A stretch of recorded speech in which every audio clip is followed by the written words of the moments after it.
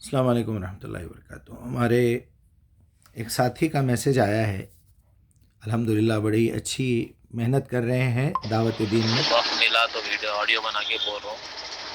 وہ ویڈیو جو ہے نا، مسلمان کا لباس اور مسلمان آؤٹ لک سے دکھنا کیسا ہے، شاید آپ بنائے ہوئے ہوں گے، میں تو دیکھا نہیں، بس میرے دماغ میں بات آئی تو آپ سے شیئر کر رہا ہوں۔ اصل قرآن سے دکھنا، مسلمان دکھنا کس طرح، ایک تو ہو گیا آؤٹ لکنگ ہماری، دوسرا ہو گیا بیہیویئر یا ایکٹیویٹی یا ہمارا نیچر، ہماری مینٹیلٹی، یہ جو چیزیں، یہ سب چیزیں ہیں نا سر، تو اس کا ایک پورا پروگرام بنا کے، ایک ویڈیو بنا کے اگر فیس بک پہ آپ کے چینل پہ اپلوڈ کرے تو بہتر رہتا۔ لباس بھی آ گیا اس میں، آؤٹ لک بولے تو شکریہ آپ نجو، کے حساب سے دیکھیے صاحب، اس طرح کا ایک آڈیو بنا تو بہتر رہتا۔ میں ویڈیو بنا رہا ہوں۔ اللہ آپ کو اچھا رکھے، بڑا اچھا سوال کرے آپ۔ یہ رات دن کا مسئلہ ہے ہمارا۔ پہلے لوگ کہہ دیتے ہیں مجیب صاحب آپ نے داڑھی نہیں چھوڑی اور آپ گانا کب چھوڑ رہے ہیں، داڑھی کب چھوڑ رہے ہیں۔ میں نے کہا بھائی دونوں باتیں آپ غلط کہہ رہے ہیں۔ داڑھی تو آپ چھوڑ رہے ہیں، میں نے داڑھی چھوڑی ہے بھائی۔ داڑھی تو آپ نے رکھی ہے، میں نے رکھی نہیں ہے۔ داڑھی تو میں نے چھوڑی ہے، چھوڑ دی داڑھی، جب چاہوں گا رکھ لوں گا، وہ تو آتے ہی ہیں بال۔ گانا چھوڑنے کی بات ہے تو کیا گانا 24 گھنٹے آدمی گاتے رہتا کیا؟ ایک زمانہ تھا میں شوز کرتا تھا، اس کے بعد چھوڑ دیا۔ آلموسٹ 7 سال 8 سال ہو گئے شوز کرنا چھوڑ دیا، میں بلکہ 10 سال ہو رہے ہوں گے۔ بتائیے کوئی ایسا شو ہے جہاں میں نے کمرشیلی کام کیا؟ یہ تو خیر ایک چھوٹی سی بات ہے۔ آپ کا سوال بڑا جینیون ہے کہ ایک مسلمان کیسا دکھنا چاہیے، کیسا بولنا چاہیے، کیسا چلنا چاہیے، کیسے معاملات کرنا چاہیے، کیسا سونا چاہیے، کیسا رشتے کرنا چاہیے، کیسی سیاست کرنا چاہیے، کیسا جاب کرنا چاہیے، کیسا بزنس کرنا چاہیے، کیسی سیاست کرنا چاہیے، کیسی حکومت چلانا چاہیے، کیسی جنگ لڑنا چاہیے، کیسے جہاد کرنا چاہیے۔ ہر معاملے میں مسلمان ہوتا ہے۔ جس معاملے میں بھی اللہ کا حکم آ جائے کہ یہ کام اس طرح ہونا چاہیے، یہ بات اس طرح ہونی چاہیے، یہ عقیدہ تمہارا اس طرح ہونا چاہیے، دعوت تمہاری ایسی ہونی چاہیے، نظافت تمہاری ایسی ہونی چاہیے، صفائی، بس وہ 5-6 سبجیکٹ میں جو آدمی اس کو کور کر لے وہ مسلمان ہے۔ دل کے یقین کے ساتھ کرے تو وہ مومن بھی ہے۔ تو پریشانی کی کوئی بات نہیں ہے۔ میں نے ایک بہت زمانہ پہلے، 25-30 سال پہلے ایک پوسٹر بنایا تھا کہ انسان کی زندگی کے 4 الگ الگ حصے ہیں۔ ایک اس کی سوچ ہے، سوچ میں پارٹ اے پارٹ بی، کچھ سوچتا ہے کچھ مانتا ہے۔ اس کے بعد اس کے زبان سے کچھ باتیں نکلتی ہیں، اس کا قول، کچھ سنتا ہے کچھ بولتا ہے، اس کے بھی پارٹ اے پارٹ بی۔ عمل، زندگی میں کچھ کام میں کرتا ہوں، اس کے بھی 2 پارٹ ہے، یا تو میں خود پانی لے کے پیتا ہوں یا کسی سے بولتا ہوں بھائی پانی لا کے دے دو۔ چوتھی چیز لکھنا اور پڑھنا، اس کے بھی 2 حصے ہو گئے، اے اینڈ بی، لکھنا بھی پڑھنا بھی۔ تب یہ چاروں اعتبار سے میں مسلمان بھی ہو سکتا ہوں، میں مشرک بھی ہو سکتا ہوں، میں کافر بھی ہو سکتا ہوں، میں ملحد بھی ہو سکتا ہوں، میں منافق بھی ہو سکتا ہوں۔ یعنی میری سوچ، میرا قول، میرا عمل، میری ریڈنگ اینڈ رائٹنگ اور میری دعوت، اگر یہ سب سیکوینس میں ہے تو میں مومن بھی ہوں اور مسلمان بھی ہوں۔ نہیں،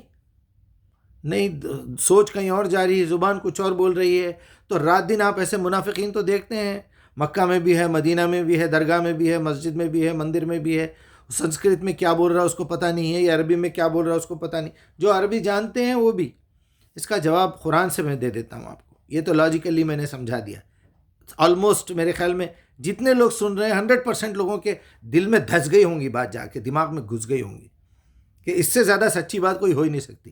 بڑے سے بڑا کافر، بڑے سے بڑا منافق، میرا بڑے سے بڑا دشمن بھی ہوگا تو وہ مان گیا ہوگا کہ مجیب صاحب بات تو صحیح کر رہے ہیں، کہ جو ایک آدمی اپنی زبان سے کچھ اور بولتا ہے، اس کے دل میں کچھ اور ہے، دماغ میں کچھ اور ہے، عمل میں کچھ اور ہے، تو اس سے بڑا کمینہ منافق کوئی ہو سکتا؟ اللہ تعالیٰ نے 2 لفظوں میں ایسا نقشہ کھینچ کے رکھ دیا، وَمَنْ أَحْسَنُ قَوْلًا مِمَّنْ دَعَا إِلَى اللَّهِ۔ اس شخص سے بہترین بات اور کس کی ہو سکتی ہے جو اللہ کی طرف دعوت دے، لوگوں کو اللہ کی طرف بلائے، وَعَمِلَ صَالِحًا، اور خود بھی وہی عمل کرے، قَالَ إِنَّنِي مِنَ الْمُسْلِمِينَ، اور کہے کہ اسے کہتے ہیں مسلمان. بس سمجھ میں آ گیا مسلمان کیا ہے. اب آئیے آپ کے حلیے کی طرف. اللہ تعالیٰ ایسا ظالم نہیں ہے، اس کو پتہ ہے وہ علام الغیوب ہے، عالم الغیب ہے، خالق و مالک و کائنات، سب کچھ وہی ہے. لہو ما فی السماوات و ما فی الارض، وسیع کرسی السماوات والارض. اس کی حکومت آسمان اور زمین کے اوپر چھائی ہوئی ہے بھائی. اس کو پتہ ہے لوگ رشیا میں رہیں گے، کینیڈا میں رہیں گے، ناروے میں رہیں گے، انڈیا، پاکستان، بنگلہ دیش میں رہیں گے، سعودی عرب میں رہیں گے. وہ لباس کے اوپر اتنا اصرار کرے گا؟ جو الفاظ ہیں نبی صلی اللہ علیہ وسلم کے، کبھی حدیث نکال کے چیک کریے، وہ روایت نکال کے چیک کریے.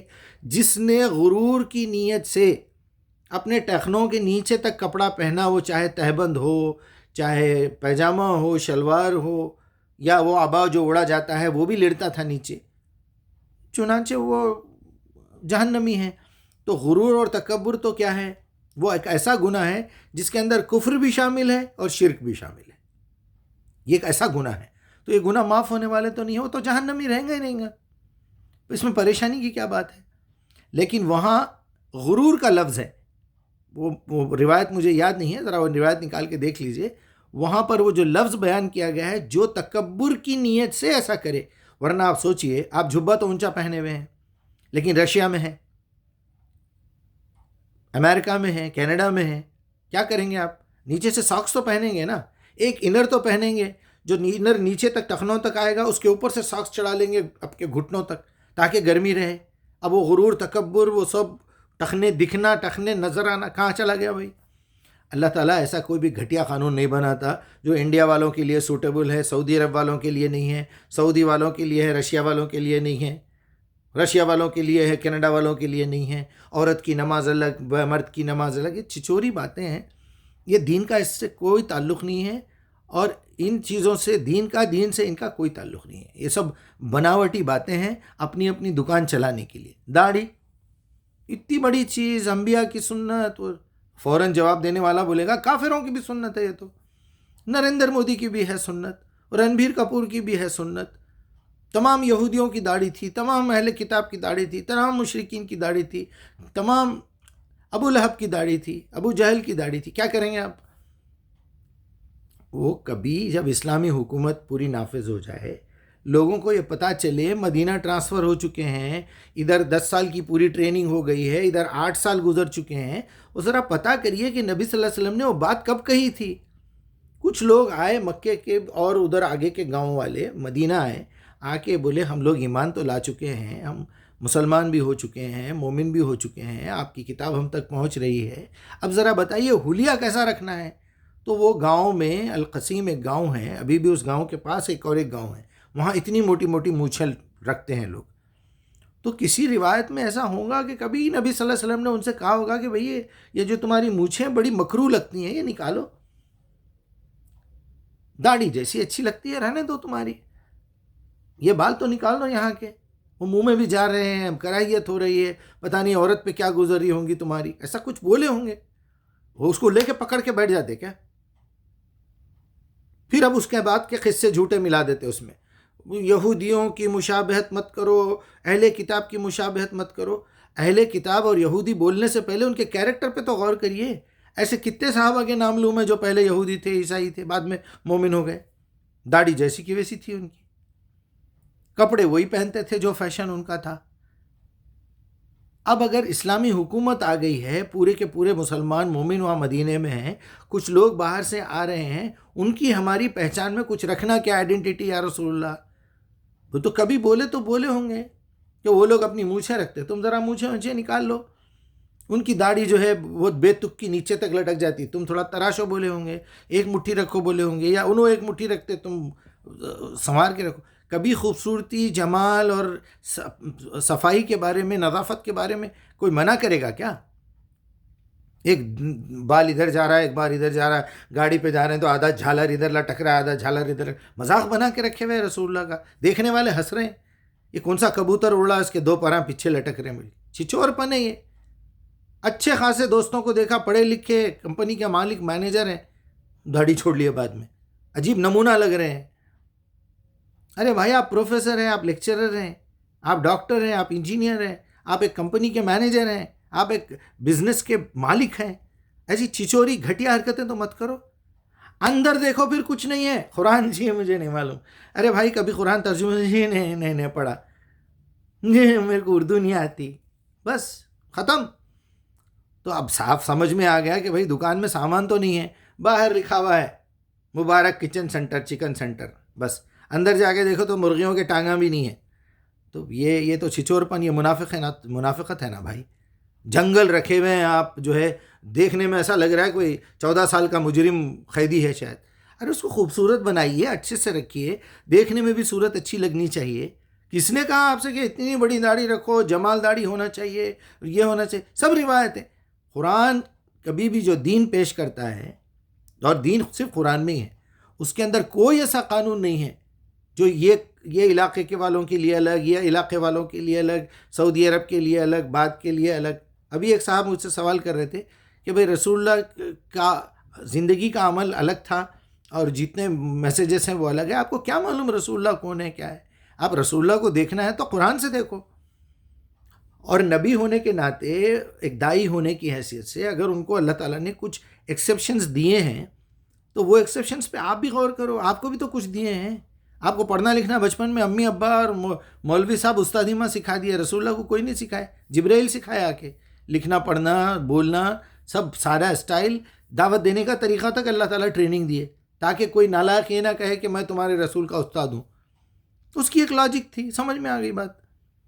اللہ کے رسول یتیم تھے, پیدا ہونے سے پہلے والد کا انتقال ہو گیا. آپ کے ابا تو لے کے گود میں پھرتے رہے نا, آپ کو کالج میں نالائقی کرتے رہے, 50 مرتبہ آ کے ذلیل ہوئے ہوں گے نا کالج پروفیسر کے سامنے, اسکول کے ٹیچروں کے سامنے, آپ کے ماں باپ. آپ کو الگ فیسلٹیز ملے, آپ کو الیکٹریسٹی ملی, آپ کو ہوائی جہاز ملا, آپ کو دنیا بھر کے گاڑیاں ملے, پیٹرول ملا, سب ملا. اللہ کے رسول کو نہیں ملا. تو اللہ کا نبی ہے, وہ قرآن دے رہا ہے, اگر اس کو کچھ زیادہ فیسلٹیز دے رہے تو آپ کو کہیں کو تکلیف ہو رہی.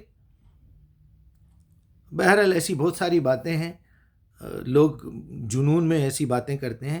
مسلمان کا مطلب فرما بردار, اسلم یسلم, اسلم اسلام, تسلیم, سلم و سلام, سب کچھ ایکسیپٹنس کو کہتے ہیں.